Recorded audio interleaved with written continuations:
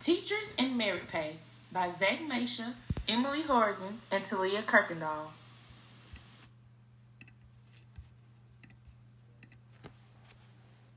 Merit pay has been heavily debated among both teachers and their employers. Currently, teachers are being paid based on two things: education level and number of years teaching. If merit pay is included in compensation packages, this could either remove seniority pay options or add on and include performance-based measures as well. Recent surveys have shown that teachers would prefer that merit pay options take the place of seniority pay, with 71% supporting performance pay opposed to seniority pay. The most recognized form of merit pay for teachers is based on test scores. Teachers would be paid based on different test score performance metrics. Some schools could base it off of overall test scores, whereas other schools may base it off of improvements on test scores. School districts could also form a testing standard that each teacher's classroom average is compared to. Each district would have the option to choose how merit pay is allocated. Although hard to implement, merit pay based on test scores shows 2 times the effort among teachers. Studies also show that merit pay based on test scores improves both retention and recruitment. How to implement a successful merit pay program. According to Expecting Excellence, successful merit pay programs are based on 1. Using a straightforward formula. If a merit pay plan is to successfully draw out excellent teaching, it must be based on a transparent payout scheme and a clear understanding of what kind of outcomes the plan rewards. By doing so, we are giving teachers a clear guide of what they are to expect and what is to come in the future. The second characteristic is to tie merit pay to student growth. Any plan that determines merit pay by absolute achievement gives rise to creating an incentive for teachers to leave behind students in low-performing schools. By implementing this step, we are ensuring that no child is left behind. The third characteristic is to build in incentives for collaboration. To successfully implement this step, first, allocate awards to teachers based on the extent to which they have met their individual goals they have set for themselves, rather than how other teachers perform. This automatically eliminates any room for competition. Second, include a reward component based on school-wide student improvement. This not only gives teachers the opportunities to focus on achievement of students in their own classroom, but also on the achievement of all students. Last but not least, the fourth characteristic is to give substantial rewards. Education officials cannot expect teachers to shift their behavior towards excellence for a mediocre bonus. If education officials would like to see improvement as a whole, they need to give rewards of value to teachers. This will lead as a motivational cause and ensure that teachers are performing to their best ability. Currently, merit pay systems for teachers are controversial because there's pros and cons of the system, and systems already implemented in some states have many flaws. Some of the pros, however, are that teachers are held accountable because they'll be paid based on their performance. They'll be checked by test scores or other measures to see how they have performed and how they have taught. This will provide a better education for students. Because teachers are held accountable, they'll work harder, and a byproduct of that is just a richer, better education for their students. Teachers will also be motivated by a merit pay system. They'll know that if they work harder, they'll be able to open doors and opportunities to achieve a higher income.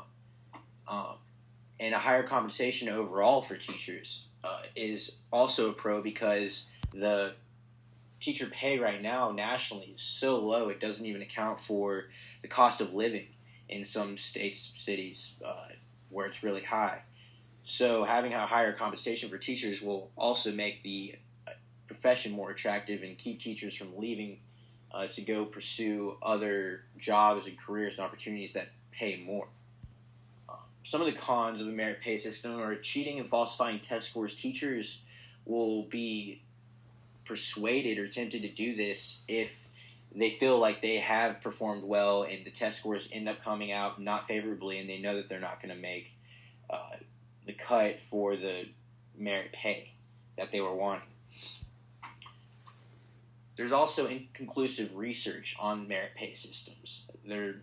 So far, they don't seem to be very valid or reliable, which brings up the question on why we're even using them. If it's ethical to use them, because we're not accurately rating or judging how teachers are performing based on current systems.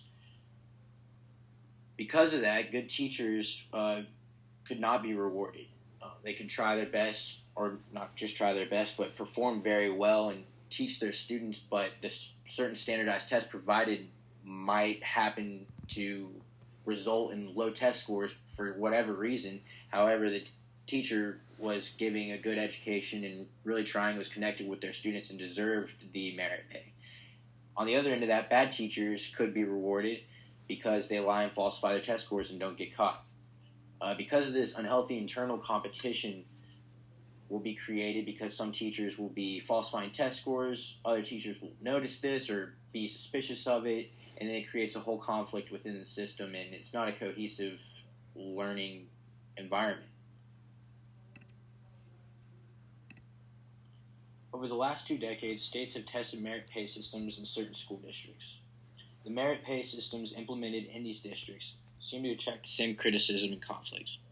For example, in Denver, Colorado, an incentive pay system called ProComp was put in place to provide incentive pay to teachers based on student test scores.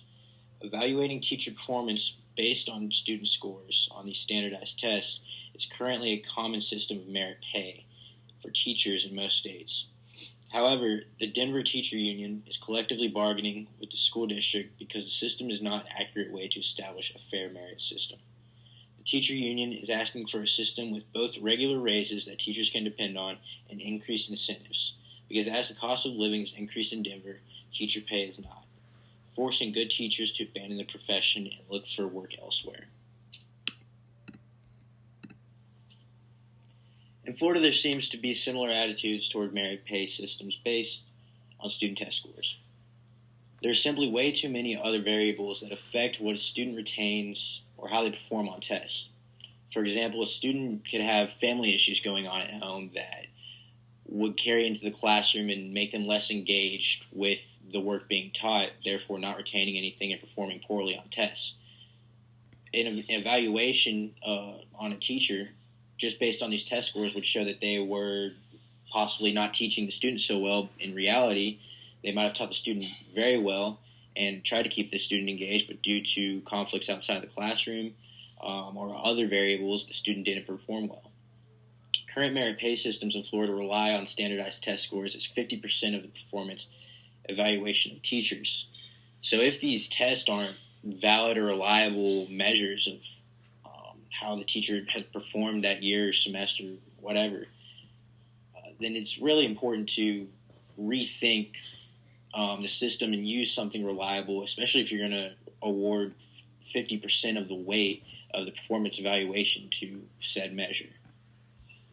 In New York, 53% of city teachers were judged on subjects they don't even teach due to a group or grade evaluation system. This format of performance evaluation is used to test teachers on multiple subjects because some subjects require knowledge or capability of another subject in order to succeed. For example, a social studies teacher could emphasize on reading and writing in the classroom and would benefit from an evaluation on writing abilities of their students, maybe because there's not a standardized test to evaluate social studies, or just to show that the teacher was teaching more than just simply social studies. However, Governor Cuomo in New York has stressed that the flexibility in measures used to evaluate teacher performance is getting better because there are more options to use different standardized tests, different performance measures. Cuomo also said that it's important to at least have one individualized measure for each performance evaluation of the teachers.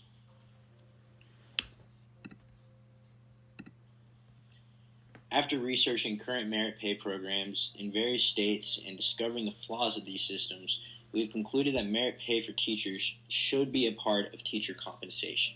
However, there needs to be a more accurate and reliable system to evaluate teacher performance. The current systems that rely on standardized test scores are not an effective way of providing fair merit pay to teachers. As states and local governments reevaluate and amend current systems, authentic assessments should be provided to evaluate teacher performance and student progress. Measures of student learning, like portfolios containing student work with teacher feedback, can be used to analyze and evaluate the overall performance and effectiveness of an educator. The important thing to remember is this is an ongoing process that will evolve as flaws in merit pay systems are corrected, and eventually a fair, valid, and reliable system will form. Either way, it is important that we are looking at teacher compensation because it is unacceptably low in the United States, and a change does need to be made to provide real compensation to such an important profession as teaching.